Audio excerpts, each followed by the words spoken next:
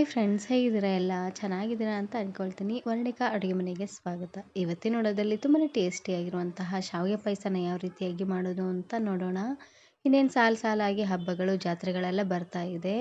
ಹಬ್ಬಕ್ಕೆ ಹಾಗೆಯೇ ಜಾತ್ರೆಗೆ ಈ ರೀತಿಯಾಗಿ ಸಿಂಪಲ್ಲಾಗಿ ಶಾವಿಗೆ ಪಾಯಸನ ಮಾಡ್ಕೊಳ್ಳಿ. ಸಖತ್ ಟೇಸ್ಟಿಯಾಗಿರುತ್ತೆ. ಹಾಗೆಯೇ ಮಾಡೋದು ಕೂಡ ತುಂಬಾ ಸುಲಭ ಅಂತಲೇ ಹೇಳ್ಬೋದು. ಹಾಗಾದರೆ ಬನ್ನಿ ತಡ ಮಾಡದೆ ರೆಸಿಪಿನ ಶುರು ಮಾಡೋಣ. ವಿಡಿಯೋ ನೋಡೋದಕ್ಕೂ ಮೊದಲು ನೀವಿನ್ನು ನನ್ನ ಚಾನಲನ್ನು ಸಬ್ಸ್ಕ್ರೈಬ್ ಮಾಡದೆ ನೋಡ್ತಾ ಇದ್ದರೆ ಪ್ಲೀಸ್ ಸಬ್ಸ್ಕ್ರೈಬ್ ಮಾಡ್ಕೊಳ್ಳಿ. ಹಾಗೆಯೇ ಪಕ್ಕದಲ್ಲಿ ಬರುವಂತಹ ಬೆಲ್ ಐಕನನ್ನು ಕ್ಲಿಕ್ ಮಾಡಿ. ಶಾವಿಗೆ ಪಾಯಸನ ಮಾಡಲಿಕ್ಕೆ ಮೊದಲು ನಾನಿಲ್ಲಿ ಒಂದು ಕಡಾಯಿಗೆ ಸ್ವಲ್ಪ ತುಪ್ಪನ ಹಾಕ್ಕೊಳ್ತಾ ಇದ್ದೀನಿ. ಒಂದು 4ರಿಂದ 5 ಚಮಚ ಆಗುವಷ್ಟು ತುಪ್ಪ. ಇದ್ರ ಜೊತೆಗೆ ನಾನಿಲ್ಲಿ ಸಣ್ಣದಾಗಿ ಕಟ್ ಮಾಡಿರುವಂತಹ ಗೋಡಂಬಿ ಹಾಗೆಯೇ ಬಾದಾಮಿನ ಹಾಕ್ಕೊಳ್ತಾ ಇದ್ದೀನಿ. ಆದಷ್ಟು ಈ ರೀತಿಯಾಗಿ ಮೀಡಿಯಮ್ ಸೈಜಲ್ಲೇ ಕಟ್ ಮಾಡ್ಕೊಂಡು ತಗೊಳ್ಳಿ. ಉರಿನ ಪೂರ್ತಿಯಾಗಿ ಲೋ ಫ್ಲೇಮ್ನಲ್ಲೇ ಇಟ್ಟು ಸ್ವಲ್ಪ ಕೆಂಪಾಗೋ ರೀತಿಯಾಗಿ ಇದನ್ನು ಫ್ರೈ ಮಾಡ್ಕೊಂಡು ತಗೊಳ್ಬೇಕು. ನಿಮಗೆ ಬೇಕು ಅಂದರೆ ಇದಕ್ಕೇ ಸ್ವಲ್ಪ ಒಣ ದ್ರಾಕ್ಷಿನೂ ಸಹ ಹಾಕ್ಕೊಳ್ಬೋದು. ದ್ರಾಕ್ಷಿನ ಹಾಕೋ ಹಾಗಿದ್ರೆ ಮೊದಲೇ ದ್ರಾಕ್ಷಿನ ಚೆನ್ನಾಗಿ ಹುರ್ಕೊಂಡು ಅದಾದಮೇಲೆ ಗೋಡಂಬಿ ಹಾಗೆಯೇ ಬಾದಾಮಿನ ಹುರ್ಕೊಳ್ಳಿ. ದ್ರಾಕ್ಷಿ ಬೇಯಲಿಕ್ಕೆ ಜಾಸ್ತಿ ಹೊತ್ತೆಲ್ಲ ಟೈಮ್ ಹಿಡಿಸೋದಿಲ್ಲ, ಬೇಗನೆ ಬೆಂದ್ಬಿಡುತ್ತೆ.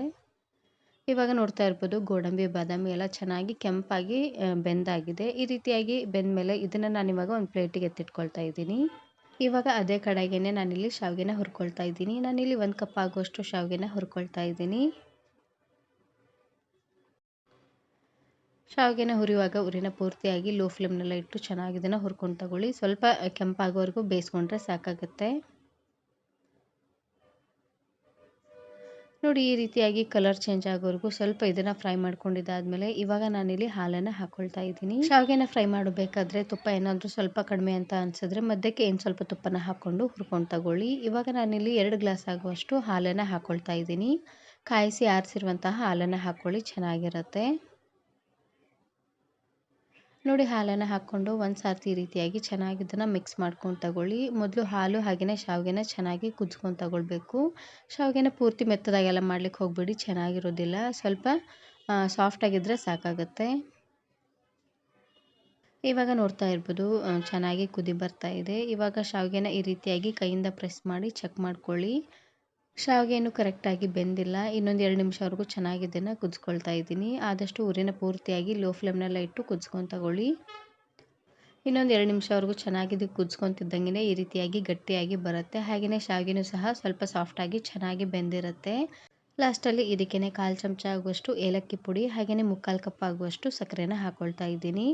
ಶಾವಿಗೆನ ಯಾವ ಕಪ್ಪಲ್ಲಿ ತೊಗೊಂಡಿರ್ತೀವ ನೋಡಿ ಅದೇ ಕಪ್ಪಲ್ಲಿ 3/4 ಕಪ್ ಆಗುವಷ್ಟು ಸಕ್ಕರೆನ ಹಾಕ್ಕೊಂಡ್ರೆ ಕರೆಕ್ಟಾಗಿ ಸ್ವೀಟ್ ಆಗುತ್ತೆ. 1 ಕಪ್ ಶಾವಿಗೆಗೆ ಪೂರ್ತಿ 1 ಕಪ್ ಆಗುವಷ್ಟು ಸಕ್ಕರೆನ ಹಾಕ್ಕೊಂಡ್ರೆ ಸ್ವೀಟ್ ಜಾಸ್ತಿ ಆಗಿಬಿಡುತ್ತೆ. ಹಾಗಾಗಿ 3/4 ಕಪ್ ಆಗುವಷ್ಟು ಸಕ್ಕರೆನ ಹಾಕ್ಕೊಂಡು ಚೆನ್ನಾಗಿ ರೀತಿಯಾಗಿ ಮಿಕ್ಸ್ ಮಾಡಿಕೊಂಡು ಕುದಿಸ್ಕೊಂಡ್ರೆ ಸಖತ್ ಟೇಸ್ಟಿಯಾಗಿರುವಂತಹ ಶಾವಿಗೆ ಪಾಯಸ ರೆಡಿಯಾಗಿ ಹೋಗ್ಬಿಡುತ್ತೆ. ಇವಾಗ ನೋಡ್ತಾ ಇರ್ಬೋದು ಚೆನ್ನಾಗಿ ಕುದಿ ಬರ್ತಾ ಇದೆ. ಹಾಗೆಯೇ ಸಕ್ಕರೆನೂ ಕೂಡ ತುಂಬಾ ಚೆನ್ನಾಗಿ ಕರಗಿದೆ, ನೋಡ್ತಾ ಇದ್ದೀರಲ್ವಾ. ಇನ್ನೊಂದು ನಿಮಿಷವರೆಗೂ ಚೆನ್ನಾಗಿ ಇದನ್ನು ಬೇಯಿಸ್ಕೊಂಡ್ರೆ ಆಯಿತು. ನೋಡಿ, ಈ ರೀತಿಯಾಗಿ ಇನ್ನೊಂದು 2 ನಿಮಿಷವರೆಗೂ ಚೆನ್ನಾಗಿ ಇದನ್ನು ಕುದಿಸ್ಕೊಂಡಿದ್ದಾದಮೇಲೆ ಲಾಸ್ಟಲ್ಲಿ ಇದಕ್ಕೇ ಫ್ರೈ ಮಾಡಿರುವಂತಹ ಗೋಡಂಬಿ ಹಾಗೆಯೇ ಬಾದಾಮಿನ ಹಾಕ್ಕೊಳ್ತಾ ಇದ್ದೀನಿ. ಗೋಡಂಬಿನ ಪೂರ್ತಿ ಗ್ಯಾಸ್ ಆಫ್ ಮಾಡಿದ ಮೇಲೇ ಹಾಕ್ಕೊಳ್ಳಿ. ಲಾಸ್ಟಲ್ಲಿ ಹಾಕೋದ್ರಿಂದ ಕ್ರಿಸ್ಪಿನೆಸ್ಸು ಹಾಗೆ ಉಳ್ಕೊಳ್ಳುತ್ತೆ. ಹಾಗಾಗಿ ಇವಾಗ ನಾನಿಲ್ಲಿ ಗ್ಯಾಸನ್ನು ಆಫ್ ಮಾಡಿಕೊಂಡು ಗೋಡಂಬಿ ಹಾಗೆಯೇ ಬಾದಾಮಿನ ಹಾಕ್ಕೊಳ್ತಾ ಇದ್ದೀನಿ. ಈ ಶಾವಿಗೆ ಪಾಯಸನ ನೀವು ಮನೆಗೆ ತಕ್ಷಣಕ್ಕೆ ಯಾರಾದರೂ ಗೆಸ್ಟ್ ಬಂದರೆ ಇಲ್ಲಾಂದರೆ ಹಬ್ಬ ಹರಿದಿನಗಳಲ್ಲೆಲ್ಲ ಈ ರೀತಿಯಾಗಿ ಶಾವಿಗೆ ಪಾಯಸನ ಮಾಡ್ಕೊಳ್ಬೋದು. ಸಖತ್ ಟೇಸ್ಟಿಯಾಗಿರುತ್ತೆ. ಮಾಡೋದು ಕೂಡ ತುಂಬಾ ಸುಲಭ.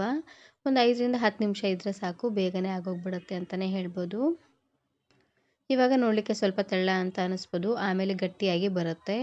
ಇವಾಗ ನಾನಿಲ್ಲಿ ಗ್ಯಾಸನ್ನು ಆಫ್ ಮಾಡಿಕೊಂಡು 10ರಿಂದ 15 ನಿಮಿಷ ಆಗಿದೆ. ಶಾವಿಗೆ ಪಾಯಸ ನೋಡ್ತಾ ಇರ್ಬೋದು ಎಷ್ಟು ಗಟ್ಟಿಯಾಗಿ ಬಂದಿದೆ ಅಂತ. ಹಾಲನ್ನು ಸ್ವಲ್ಪ ಜಾಸ್ತಿ ಅನ್ನೋಂಗೆ ಹಾಕ್ಕೊಂಡು ಇದನ್ನು ಕುದಿಸ್ಕೊಳ್ಬೇಕು. ಈ ರೀತಿಯಾಗಿ ಮಾಡೋದ್ರಿಂದ ಲಾಸ್ಟಲ್ಲಿ ಈ ರೀತಿಯಾಗಿ ಕರೆಕ್ಟಾಗಿ ಗಟ್ಟಿಯಾಗಿ ಬರುತ್ತೆ, ನೋಡ್ತಾ ಇದ್ರಲ್ವಾ. ಕುದಿಸಬೇಕಾದ್ರೇ ಪೂರ್ತಿ ಗಟ್ಟಿಯಾಗಿದ್ದರೆ ಇದು ಪೂರ್ತಿಯಾಗಿ ಆರಿದ ಮೇಲೆ ಇನ್ನೂ ಗಟ್ಟಿ ಆಗ್ತಾ ಬರುತ್ತೆ. ಹಾಗಾಗಿ ಸ್ವಲ್ಪ ತೆಳ್ಳ ಇರುವಾಗಲೇ ಗ್ಯಾಸನ್ನು ಆಫ್ ಮಾಡ್ಕೊಂಡು ತಗೊಳ್ಳಿ. ಈ ವಿಡಿಯೋ ಇಷ್ಟ ಆದರೆ ಈಗಲೇ ಒಂದು ಲೈಕ್ ಬಟನನ್ನು ಕ್ಲಿಕ್ ಮಾಡಿ ಫ್ರೆಂಡ್ಸ್ ಆ್ಯಂಡ್ ಫ್ಯಾಮಿಲಿ ಜೊತೆಗೆ ಶೇರ್ ಮಾಡಿ. Thanks for watching.